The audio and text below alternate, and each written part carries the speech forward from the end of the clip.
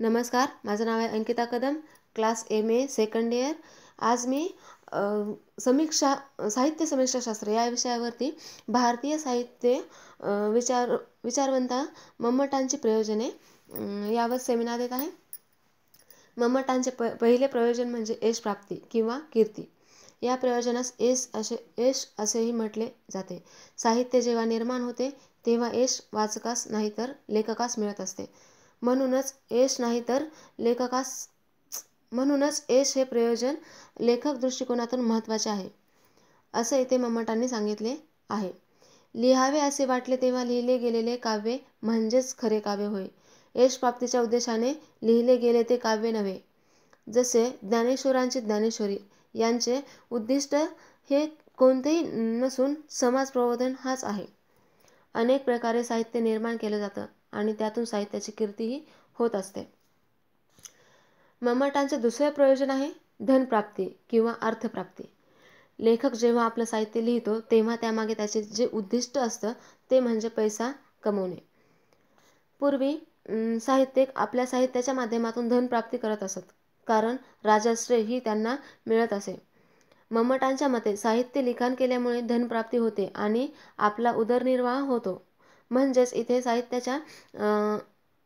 म्हणजेच इथे साहित्यामधून आपणास धनप्राप्ती अर्थप्राप्ती मिळत असते. परंतु साहित्य निर्मितीमागे धनप्राप्ती हेच मुख्य उद्दिष्ट असेल असे स्पष्ट म्हणता येणार नाही. कारण काही कवींना कविकुळ मिळवायचं होतं, त्या साहित्यातून आपलं मन व्यक्त करायचं होतं, म्हणून काहींना धनप्राप्ती हे साहित्याचे प्रयोजन असू शकते. परंतु सर्वच साहित्य कृती धनप्राप्तीसाठी निर्माण केले असे म्हणता येणार नाही. मम्मटांचे तिसरे प्रयोजन आहे अशुभ निवारण. मम्मटांनी आपल्या घटकांमधून अशुभ निवारण या गोष्टीला प्राधान्य दिलेलं आहे. जे अशुभ असे घटक आहेत, जे दुर्गुण आहेत, त्या घटकांना दूर केलं जाऊ शकतं, ते या साहित्याच्या माध्यमातून मम्मटांनी सांगितले आहे. मम्मटांचे चौथे प्रयोजन आहे व्यवहारज्ञान. ज्ञान. मम्मट म्हणतात, तुम्ही जेव्हा साहित्य वाचता किंवा निर्माण करता त्या साहित्यामधून तुम्हाला व्यवहार ज्ञान मिळत असते. व्यवहार ज्ञानामुळे माणूस आपल्या जीवनामध्ये प्रभावशाली कार्य करत असतो. व्यवहार ज्ञान नसेल तर आपणास व्यवहारातील गोष्टी माहिती नसतात. त्यामुळे व्यवहार ज्ञान हे साहित्य वाचन केल्याने मिळत असते, असे मम्मटांनी आपल्या व्यवहार ज्ञान या प्रयोजनातून सांगितले आहे. मम्मटांचे पाचवे प्रयोजन आहे कांतासमीप उपदेश. येथे उपदेश या घटकाला मम्मटांनी अधिक प्राधान्य दिलेले आहे.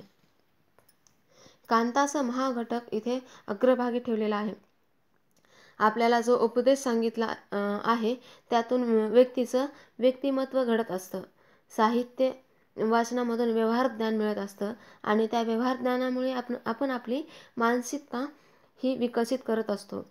त्याच पद्धतीने व्यवहार ज्ञानामधून उपदेश मिळत असतो. अशा पद्धतीने मम्मटांनी आपले 5 प्रकारचे प्रयोजन मांडलेले आहेत. धन्यवाद.